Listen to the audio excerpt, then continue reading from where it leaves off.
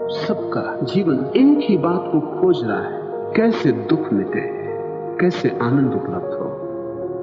एक ही तलाश और एक ही प्यास है। वो वृक्ष भी अगर उठ रहा है जमीन से आकाश की तरफ तो इसी तलाश में। अगर पक्षी उड़ रहे हैं और पशु चल रहे हैं और आदमी जी रहा है, तलाश वही। एक पत्थर भी अगर अस्तित्व में है तो उसकी भी भीतरी खोज आनंद की है। ख्याल में ले लेना कि खोज क्या रहे हो। बहुत लोग परमात्मा को खोजने निकल पड़ते, लेकिन परमात्मा की खोज मुश्किल इसलिए है कि परमात्मा के संबंध में कोई भी तो भीतर गहरी प्यास नहीं। अपनी प्यास को पकड़ के चले, एक दिन शायद वही प्यास परमात्मा की प्यास बन जाए, लेकिन अभी नहीं। अभी तो आप ठीक से समझ लें कि आपकी तलाश आनंद की तलाश है। शायद ये खोज आगे बढ़े और ये छोटी सी गंगोत्री से निकली गंगा आनंद की तलाश में चले, और धीरे धीरे जैसे जैसे खोज गहरी हो वैसे वैसे पता चले कि आनंद तो परमात्मा का ही एक नाम, और शायद पता चले कि आनंद तो परमात्मा का ही एक गुण है, और शायद पता चले कि हमारी खोज सिर्फ आनंद की नहीं, कुछ और ज्यादा की। लेकिन प्रारंभिक खोज आनंद की है, परमात्मा की नहीं। कुछ लोग पहले से ही परमात्मा की बात में पड़ जाते हैं तो कठिनाई हो जाती। बीज बिना हुए वृक्ष होने की कोशिश शुरू हो जाती, फिर अड़चन होती,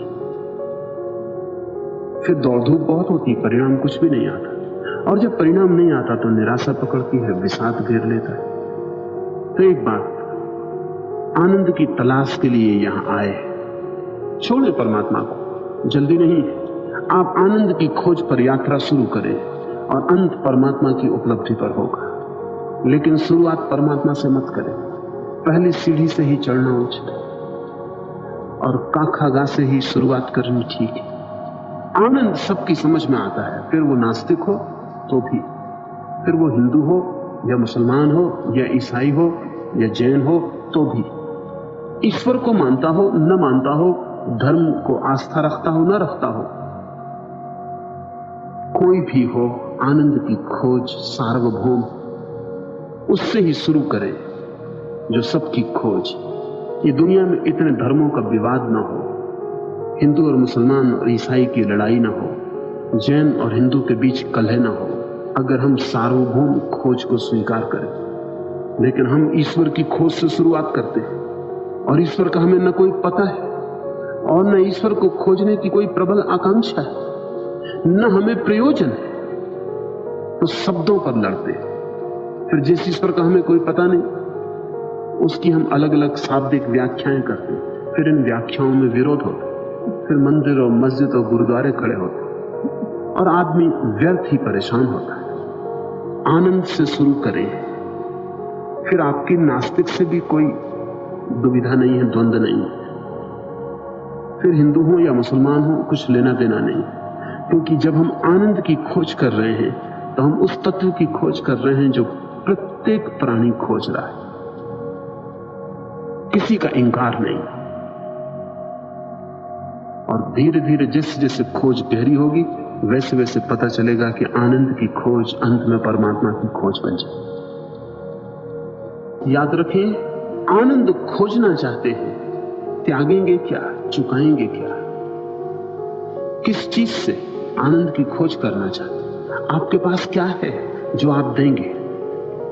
अगर आदमी एक कदम भी चलता है तो उसे वो जमीन छोड़ देनी पड़ती है जिस पर खड़ा था, तो ही आगे बढ़ पाता।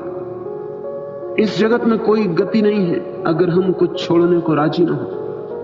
त्याग के बिना एक कदम भी नहीं उठता।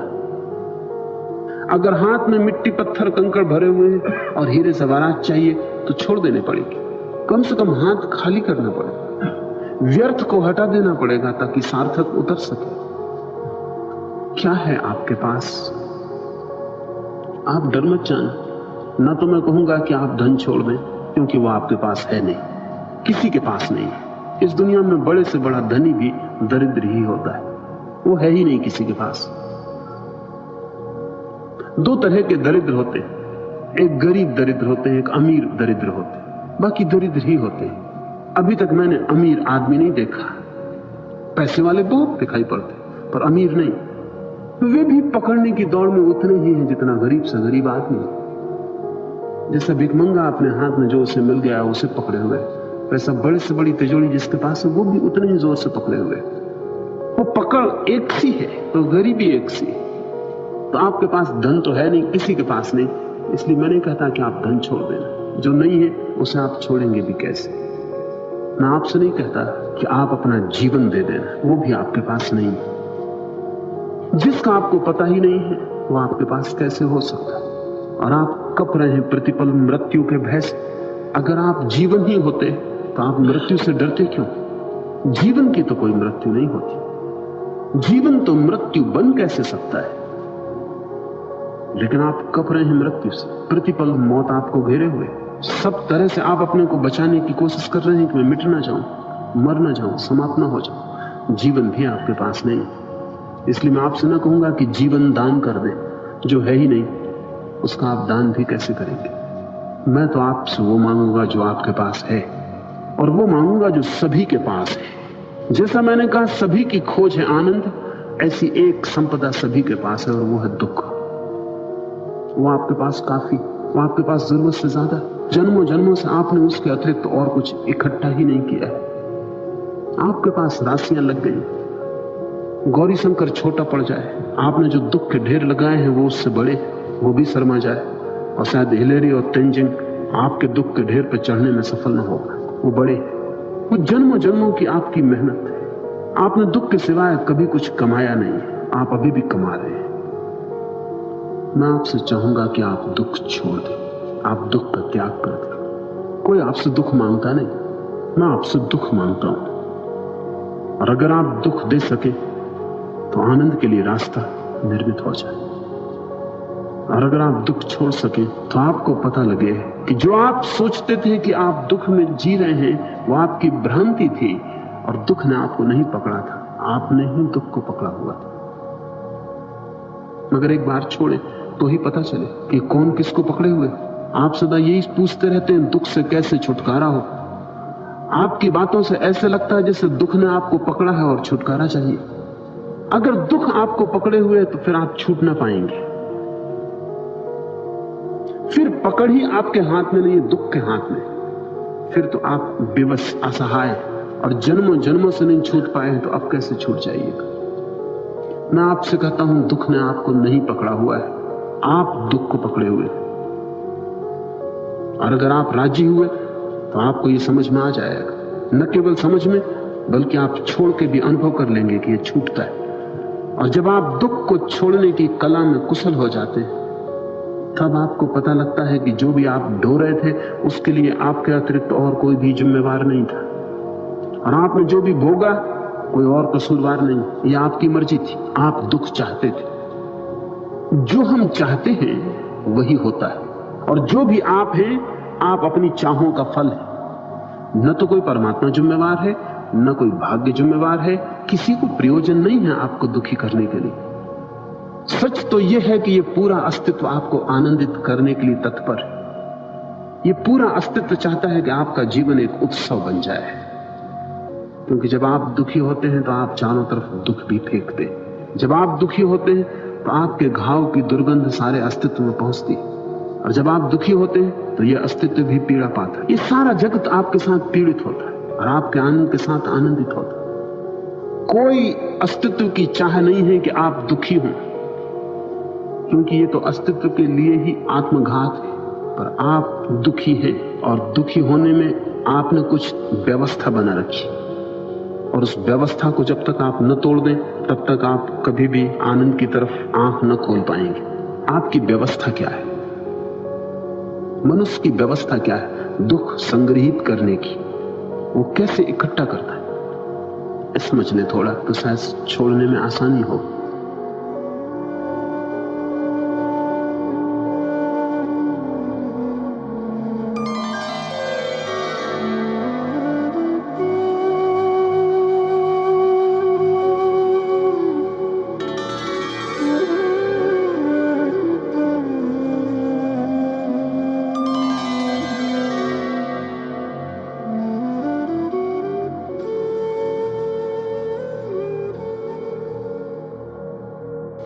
भगवान, मैं विवाह करने ही वाली थी कि मेरा होने वाला पति लापता हो गया है। मैं बहुत दुखी हूं। सांत्वना की तलाश में आपके द्वार आई। कमला, नाचो, पति समय पे लापता हो गया। उलझन बची, झंझट बची, पीछे बहुत पछतावा होता। लेकिन आदमी का मन ऐसा है कि जो नहीं है उसमें आकर्षण और जो है उसमें विकर्षण।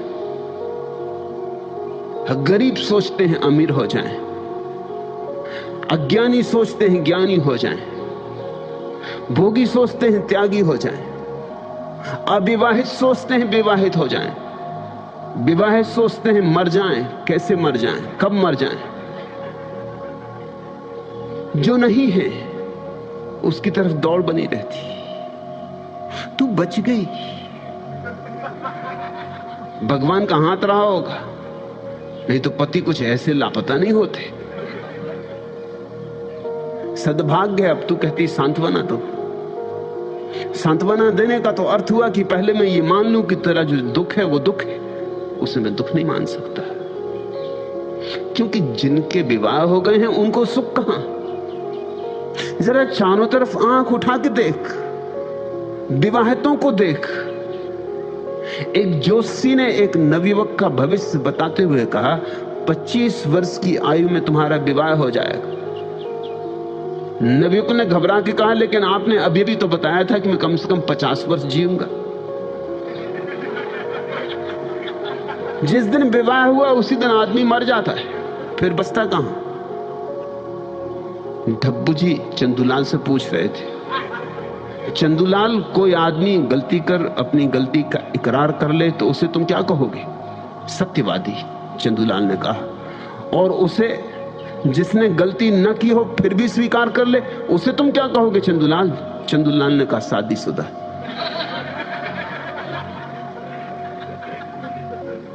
कमला, तू बची, तू धन्यभागी। सुनिए, आपका जिगरी दोस्त शादी करने जा रहा है और जिस लड़की से उसकी शादी होने वाली है वह बिल्कुल घटिया है। पति महोदय चुपचाप अखबार पढ़ते रहे।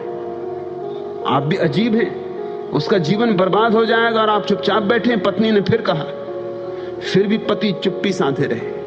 पत्नी बौखला उठी, क्या आपका फर्ज नहीं बनता उसे समझाकर ऐसा करने से रोके? मैं नहीं जाऊंगा। पति ने कहा, मुझे कौन समझाने आया था? तेरा पति जरूर बड़ा ज्ञानी रहा होगा जो भाग गया। अब तू क्या पता लगा रही है उसका? कहीं इसी ख्याल से तू यहां नहीं आई कि अक्सर अनेक भागे हुए लोग यहां हैं। शायद भागा हुआ पति यहां मिल जाए, पहचानना मुश्किल होगा। दाढ़ी वाड़ी बढ़ा ली होगी, गैरिक वस्त्र पहन लिए होंगे। चौबे जी अपनी भारी भरकम पत्नी के पास बैठे हुए पूछ रहे थे, अच्छा ये बताओ कि आदमी का एकदम मर जाना बेहतर है या घुट घुट कर?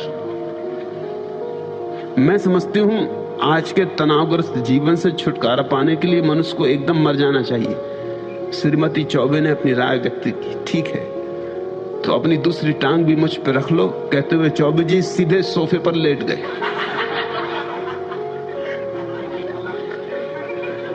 तू सांत्वना लेने किस आदमी के पास आ गई? किसी पंडित पुरोहित के पास जाना था तो तेरी जन्म पत्री, कुंडली इत्यादि देखते, तुझे भरोसा बंधाते कि घबरा मत, पति पूरब गए हैं, लौट आएंगे, कि ज्यादा दूर नहीं निकल गए, अभी बंबई ही है, थोड़ी देर चेष्टा करेंगे फिल्म अभिनेता होने की, फिर जो पास के पैसे खर्च होते से घर आ जाएंगे, घबरा मत। कुछ विधि विधान बताते कि यज्ञ हवन करवा ले, कि सत्यनारायण की कथा करवा ले। तू भी कहां मेरे पास आ गई? मैं तो इतना ही तुझसे कह सकता हूं कि अब उस जगह मत रहना जहां पति जानते हैं कि तू रहती, नहीं तो कहीं भूल चूक से लौट ही ना आए। जगह बदल ले। ताकि लौट भी आए तो तुझे ना पाए, और अगर कभी मिलना हो भी जाए तो जैसे वो लापता हो गए ऐसे तू भी लापता हो जाना। एक झंझट बची, एक व्यर्थ का उपद्रव बचा। उपद्रव में से जाके भी निकलना तो पड़ता ही है। निकलना मुश्किल होता जाता है क्योंकि जाल उलझता जाता है। पति अकेले तो नहीं आते, मुसीबतें अकेली तो नहीं आती, फिर बाल बच्चे आते। इसलिए तो कहा ज्ञानियों ने मुसीबतें अकेली नहीं आती। पति आए, फिर बाल बच्चे आए, फिर पति के रिश्तेदार हैं और सास और ससुर और न मालूम क्या क्या आएगा। फिर उस सब में से, जंगल में से निकलना मुश्किल हो जाएगा। पति तुझे बचा गए, अनुग्रह मान, धन्यवाद दे, जन्म जन्म का साथ होगा तेरा उनसे। इस बार कृपा कर गए। सांत्वना किस बात की? कुछ गंवाया थोड़ी तूने, कुछ पाया। चल इस बहाने यहां आ गई, ये भी कुछ कम है। कौन जाने इसी बहाने जीवन में क्रांति हो जाए। तू कहती है कि मैं बहुत दुखी हूं। तू सोचती है जो विवाहित हैं वे सुखी। अपने आसपास जरा आंख खोल कर देखो। धन है तो लोग दुखी, धन नहीं है तो लोग दुखी। पद है तो लोग दुखी, पद नहीं है तो लोग दुखी। विवाहित हैं तो दुखी, अविवाहित हैं तो दुखी। दुख का कोई संबंध बाहर से नहीं है, बाहर की परिस्थिति से नहीं है। दुख का कोई उत्तरदायित्व बाहर मत छोड़ो। मेरे पास लोग आते हैं, कोई इसलिए दुखी है कि उनके बहुत बच्चे, कोई इसलिए दुखी है कि उनके बच्चे नहीं। मैं कहता हूं तुम दोनों जरा आपस में बातचीत करो, सत्संग करो, 2-4 दिन के लिए घर बदल लो। जिसके बच्चे तुम उसके घर जाकर रह जाओ और उसे तुम अपने घर रख दो। तब तुम्हें थोड़ी अकल आ जाएगी कि तुम जिन बच्चों के लिए तड़फे जा रहे हो वो बच्चे कैसा उपद्रव ले आते, और वो जो बच्चों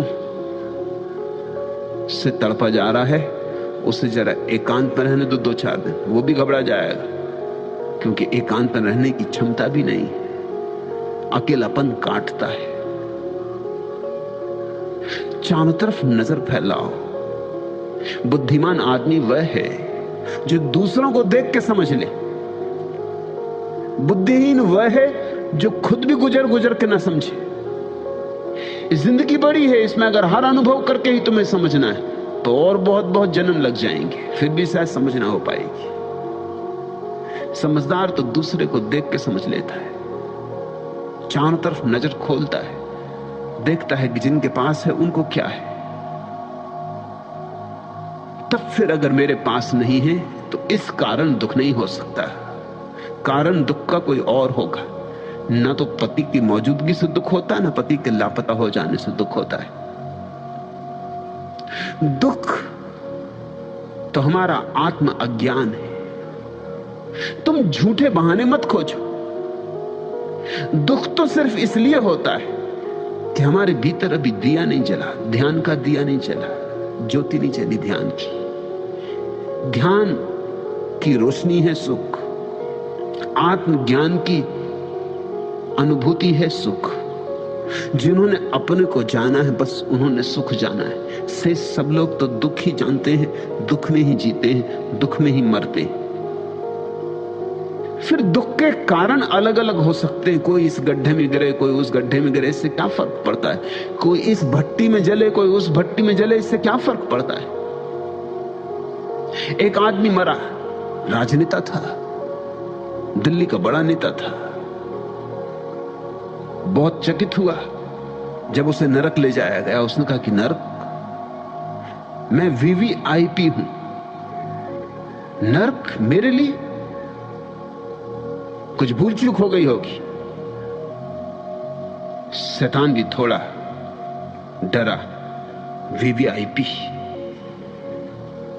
आदमी ताकतवर था, गांधी टोपी, अचकन, चूड़ीदार पजामा, बिल्कुल पक्का नेता था, कोई कमी नहीं थी। और नेताओं से नरक में भी शैतान डरता है, क्योंकि हड़ताल करवा दें, घेराबंदी करवा दें। अभी कुछ दिनों से शैतान तक का घेराव होने लगा है। पुराने शास्त्रों में उल्लेख नहीं, क्योंकि पुराने शास्त्रों में ये नई नई कलाएं विकसित नहीं हुई थी। तब तो नेताओं को भी संभाल के रखना पड़ता। उसने कहा, आप घबराएं ना, आप विशिष्ट आदमी हैं, आपके विशिष्ट आयोजन करेंगे, आप आए, आपके लिए विशिष्ट सुविधा दी जाएगी। आप खुद देख लें, नरक के कई खंड हैं, जो खंड आपको पसंद आ जाए वहीं रहें। नेता प्रसन्न हुए। ये कुछ बात हुई। नरक भी है तो कोई बात नहीं, लेकिन विशिष्ट चुनाव का मौका है। कोई साधारण आदमी नहीं। पहले खंड में ले जाया गया, लोग जलाए जा रहे थे, कढ़ाओं में छुड़ाए जा रहे थे। नेता ने कहा कि नहीं, ये नहीं जमेगा। ये सब तो हम दिल्ली में बहुत देख चुके, किसी तरह तो दिल्ली से बचे। अब फिर कढ़ाई में जलना, ये नहीं होगा। दूसरे खंड में ले जाया गया। वहां कीड़े मकोड़े, एकदम कीड़े मकोड़े ही कीड़े मकोड़े, लोगों में घुस रहे, निकल रहे, बाहर आ रहे, भीतर जा रहे, छेद ही छेद। नेता ने कहा, ये सब दिल्ली की पुनरुक्ति है, कुछ नया दिखलाओ। ऐसे कई खंड दिखलाए, नेता को कुछ जचा नहीं। फिर आखिरी खंड, एक तो आखिरी था वो, अब इसके आगे कुछ था भी नहीं और जचा भी। थोड़ी अड़चन थी उसमें, मगर जिसने दिल्ली देखी उसे क्या अड़चन, छोटी अड़चन का क्या रखा है। ये सब तो खेल खिलाड़ था।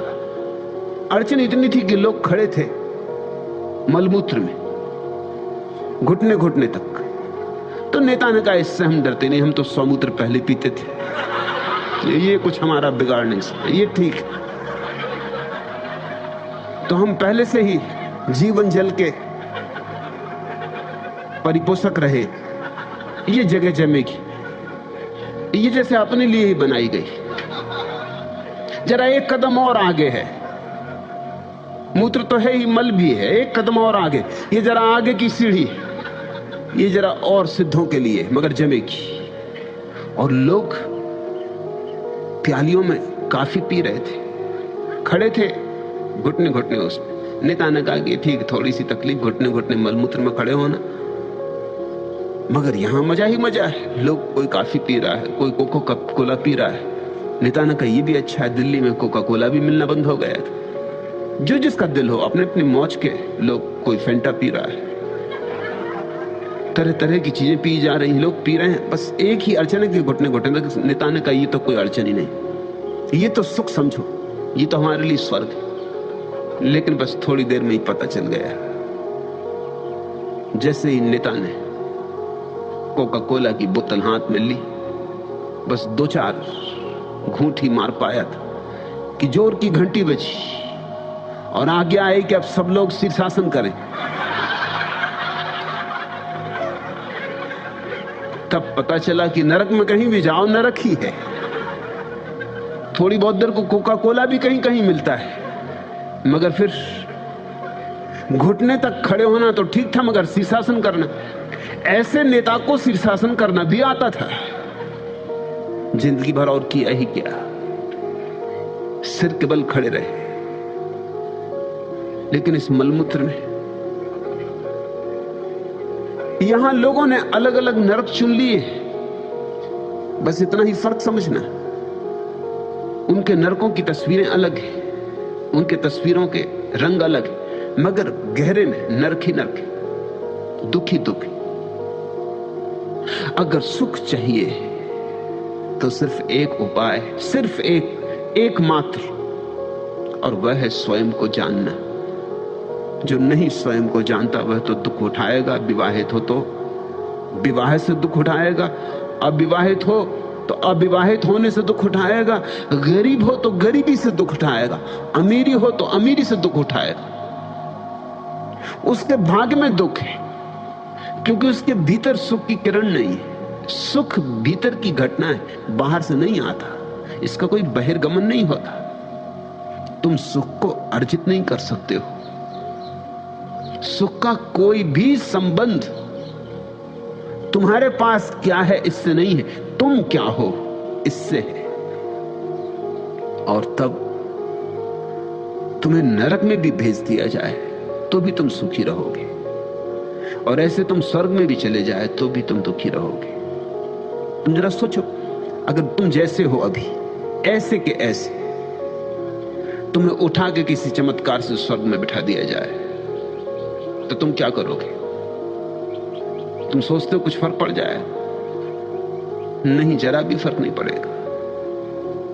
एक ईसाई पादरी मरा, स्वर्ग पहुंचा। पादरी था तो स्वर्ग पहुंचना ही था। सेंट पीटर ने दरवाजा खोला स्वर्ग का, और पादरी को स्वर्ग के भ्रमण के लिए और उपयोग के लिए एक फटियल सी पुरानी फोर्ड टी मॉडल कार दी। लेकिन फिर भी पादरी प्रसन्न हुआ कि कुछ भेंट तो दी। उसे कुछ पता नहीं था और क्या क्या चल रहा है। और भी खुश हुआ जब उसने देखा कि उसी के पास से एक अयातुल्ला, एक मुसलमान मौलवी साइकिल पे ही चला जा रहा है। तो उसने कहा, अरे अब देखो फर्क मुसलमान होने का और ईसाई होने का। हम जा रहे हैं फोर्ड में, माना कि टी मॉडल है, बाबा आदम के जमाने का, जिसमें ईश्वर ने आदम और हव्वा को बिठाल के स्वर्ग के बाहर निकाला था। मगर है तो आखिर कार तो कार ही है। और फिर जो समझदार है वो इसको ऐसा नहीं कहते, वो इसको कहते एंटीक। जो जानकार हैं वो इसकी बड़ी कदर करते। तभी उसने देखा है कि रबाई फर्र से एक रोल्स रॉयस में निकला। उसने कहा, ये यहूदी मात यहां भी किए दे रहे हैं, ये जिंदगी में भी मजा करते रहे, वहां भी धन इकट्ठा करते रहे। रबाई तो पूरे मजे में जीता है, शादी भी करता है, बच्चे भी होते हैं, मकान भी होता है, धन दौलत भी होती है। रबाई कोई ऐसे कोई त्यागी भोग को छोड़ छाड़ के भागा हुआ नहीं होता। ये तो हद हो गई, और ये तो बड़ी जाति हो गई। और हम जीसस के मानने वाले पहुंचा एकदम वो नाराजगी में, ईर्ष्या जन्मी। तुम देखते हो, तुम जो यहां हो वहीं वहां हो जाएगा। किसी को साइकिल पर देख के बड़ा अहंकार जन्मा था, आहा दिल खुश हुआ था। और रबाई को देखा रोल्स रॉयस में जाते हुए, और रबाई ने हाथ हिलाया। पुरानी पहचान थी, एक ही गांव में दोनों रहे थे। आग लग गई छाती में। अब उसे दिखाई पड़ी ये एंटीक वगैरह कुछ नहीं, ये फटियल गाड़ी।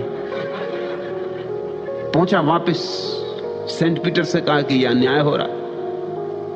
ये यहूदी दुनिया में भी मजा करते रहे, सारी दुनिया का धन इकट्ठा किए बैठे थे।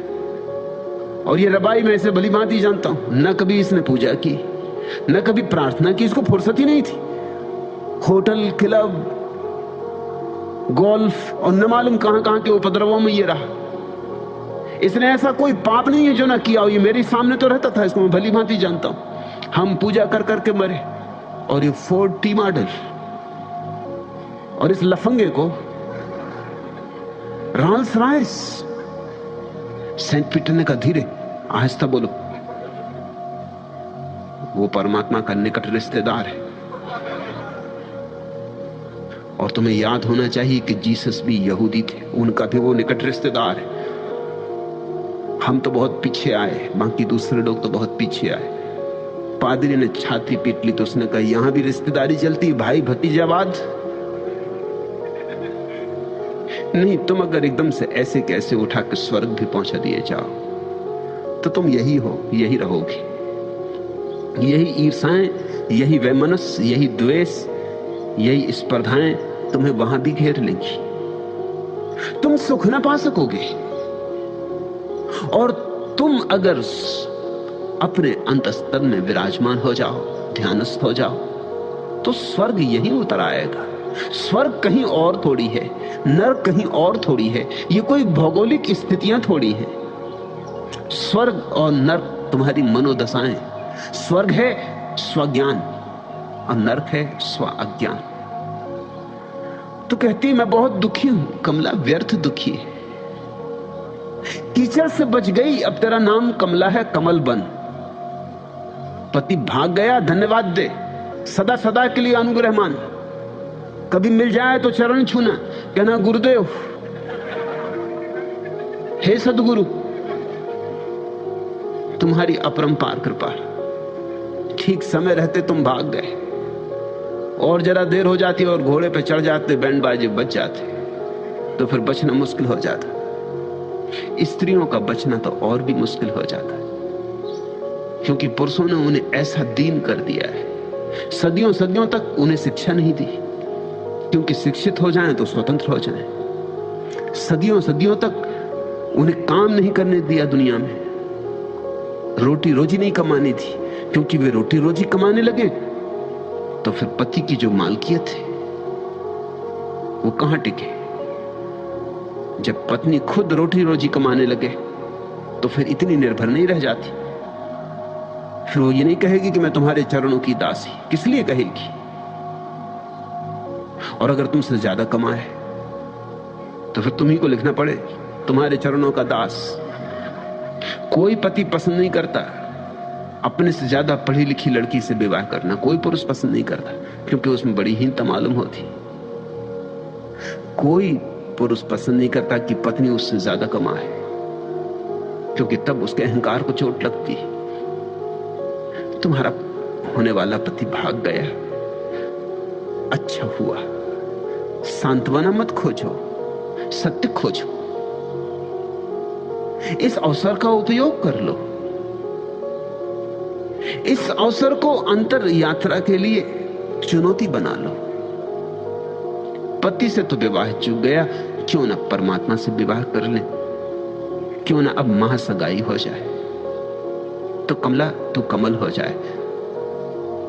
कीचड़ में कमल छिपा है, कोई सोच भी नहीं सकता कि कीचड़ में और कमल छिपा होगा। कहां कीचड़ कहां कमल, मगर कीचड़ से कमल पैदा होता है। ऐसे ही हम सबके भीतर कमल छिपे। कीचड़ भी रहे तो कीचड़ ही रह के मर जाएंगे, कमल भी हो सकते, लेकिन ये कमल चैतन्य के कमल है। ये कमल ध्यान की ही ऊर्जा से खिल सकते। ध्यान का सूरज ही निकले तुम्हारे भीतर तो। और ध्यान का अर्थ क्या है? निर्विचार, मौन, शांत, ऐसी चैतन्य की अवस्था कि जहां कोई हलचल ना हो, कोई चहल पहल ना हो, कोई तरंगे ना हो। ऐसा ही अगर कर पाओ तो महासगाई हो जाए। अब मौका ही आ गया। अब क्या छोटे मोटे किसी की दुल्हन बनना, राम की दुल्हनिया बनो। अब राम से ही हो जाए गठबंधन। सांत्वना नहीं दूंगा, सांत्वना मैं किसी को भी नहीं देता। सांत्वना जो दे वो दुश्मन है, क्योंकि वो मलहम पट्टी कर देता है। मेरा भरोसा सर्जरी में, मलहम पट्टी में नहीं है। इस जगत का सारा प्यार नश्वर है, दो कौड़ी का है। तुम प्यार नहीं कर पाओगे, तुम नश्वर हो तो भावों में अमरत्व कहां से लाओगे। तुम प्यार नहीं कर पाओगे। पथरीली है यह प्रेम डगर, कोमलतम जग के नारी नर। कुछ पहले ही दम तोड़ गए, कुछ बैठ गए थोड़ा चलकर। प्रीतम इस पथ में पांव न दो, चलते चलते थक जाओगे। मैं आज प्रणय पथ में आई, मन में सुख के सपने लाई। पर इसका कुछ भी ठीक नहीं, कल कौन तुम्हारे मन भाई। यह ज्ञात नहीं इस जीवन में तुम किस किस के कहलाओगे। मानव का मन ही है चंचल, अपने से भी करता है छल। दो छींटों से बुझ जाता है विक्षिप्त धधकता विरहानल। तुम भी तृणवत मन की गति के हलकोरों में बह जाओगे। मैं तुमसे प्रीतम कहती हूं, तुम ज्यादा हो कम कहती हूं। मैं किंतु प्रणय के बंधन को सच पूछो तो भ्रम कहती हूं। तुम सुख के सुंदर धोखे में उर को कब तक उलझाओगे। तुम प्यार नहीं कर पाओगे। तुम नश्वर हो तो भावों में अमृत कहां से लाओगे। तुम प्यार नहीं कर पाओगे। स्वप्न है प्रेम एक, स्वप्न शाश्वत का। स्वप्न है इस तरह जीने का जैसे कि ज्ञानी जिए, ध्यानी जिए। स्वप्न है सुंदरतम को पाने का, मगर कहां तुम पानी के बबूलों में सुंदरतम को पाओगे। हां, कभी कभी सूरज की किसी किरण में पानी का कोई बबूला इंद्रधनुष जैसा चमक जाए क्षण भर को, बात और, मगर अब फूटा तब फूटा। रेत की इस दुनिया में घर कैसे बनाओगे? हम बनाते हैं घर, बच्चे बनाते हैं घर, मगर उन घरों में कोई रह तो नहीं पाता, और वे घर बन भी नहीं पाते और गिर जाते। कागज की नावों में तैरने चले हो, नावें कागज की बस नावें कहलाती हैं, नावें हैं नहीं। और हो सकता है थोड़े बहुत तर भी जाओ, मगर कितने दूर तर पाओगे? इस अथाह सागर में कागज की नावें काम ना देगी। प्रेम जिसको तुम कहते हो कागज की नाव है, प्रार्थना की नाव पकड़ो। लेकिन तुझे चोट लगी, तेरे अहंकार को पीड़ा हुई, स्वाभाविक है, मैं समझता हूं। बड़ी प्रतीक्षा तूने की होगी, शहनाई बजती होगी, द्वार पर अतिथि इकट्ठे हुए होंगे, सहेलियों ने तुझे सजाया होगा, और फिर आया नहीं दूल्हा, फिर घोड़े की टापें सुनाई ही ना पड़ी, फिर खबर आई दूल्हे की जगह कि भाग गया है, लापता हो गया। तेरे मन पर सांप लौट गए होंगे, तो सारे स्वप्न धूल धूसरित हो गए होंगे। तुझे पीड़ा हुई है, लेकिन पीड़ा से ही तो कोई जागता है, पीड़ा ही तो चुनौती बनती है। इसे चुनौती समझ, इसे एक अवसर समझ, एक नई यात्रा का, एक नए संक्रमण का। ये बियाबान मेरे वास्ते बने होंगे, इनकी रौनक न बढ़ाऊं तो किधर जाऊंगा। सर्द रातों में चिलकती हुई धूपों के तले मैं न गाऊंगा तो मर जाऊंगा। बारहा मुझको सफर करना है, राह में आग बिछा दो तो भी तर जाऊंगा। तुमने जिस राह पर अपनी हो बनाई मंजिल, ताउम्र भूल से उस राह नहीं आऊंगा। चंद सांसों की सलामी में जिंदगी खो दूं, ऐसा सौदा तो मैं सांसों का न कर पाऊंगा। कोई अपना तो नहीं रात के सायों के सिवा, काले सूरज को उजाले तो न दे पाऊंगा। तुमने छीनी है जो मुझसे वो सुनहरी किरणें, उनकी स्याही में बहुत गहरे उतर जाऊंगा। फिर न मैं लौट के उस गांव कभी आऊंगा। अब न मातम तेरे जाने का मैं मनाऊंगा। कसम लो तो हो गई बात, एक खेल से छुटकारा हुआ, समय रहते छुटकारा हुआ। चंद सांसों की सलामी में जिंदगी खो दूं, ऐसा सौदा तो मैं सांसों का न कर पाऊंगा। फायदा भी क्या था, होता भी क्या, हो भी क्या जाता। धोखा खड़ा कर देते हैं हम लोगों को, आशाओं के सहारे पर जिलाए जाते हैं हम। छोटे बच्चों को कहते हैं बड़े हो जाओगे तब सुख मिलेगा, फिर वे बड़े हो जाते हैं तो कहते हैं विवाहित हो जाओगे तब सुख मिलेगा। फिर वे विवाहित हो जाते तो कहते हैं जब तक बच्चे ना होंगे तब तक कैसे सुख। फिर बच्चे हो जाते तो कहते हैं बच्चों का विवाह इत्यादि करो तब सुख मिलेगा। और ऐसे ऐसे मौत आती, सुख नहीं आता। ऐसे हम टालते हैं, ऐसे हम स्थगित करते। हम कहते हैं कल, और कल के हम बड़े सपने संजोते हैं, और आज नरक में जीते। मैं तुमसे कहता हूं आज ही स्वर्ग है, अभी स्वर्ग है, कल पर मत टालो। और स्वर्ग में होने के लिए कोई भी बाह्य उपकरण आवश्यक नहीं है। तुम जहां हो, जैसे हो, वैसे ही अपने भीतर डुबकी मार लो, और तब फिर रेगिस्तान भी उद्यान हो जाते, और तब अंधेरी रातें सूरज की रोशनी से भर जाती, और तब कांटे फूलों में रूपांतरित हो जाते। ये बियाबान मेरे वास्ते बने होंगे, इनकी रौनक न बढ़ाऊं तो किधर जाऊंगा।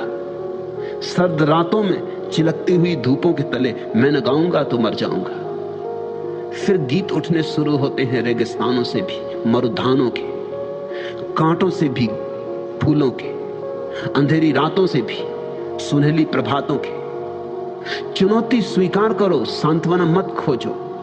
सांत्वना कमजोरों और कायरों के लिए छोड़ो। जिनके पास थोड़ी आत्मा है वे जीवन की प्रत्येक स्थिति को चुनौती बना लेते। हर चुनौती सीढ़ी बन जाती प्रभु के मंदिर की।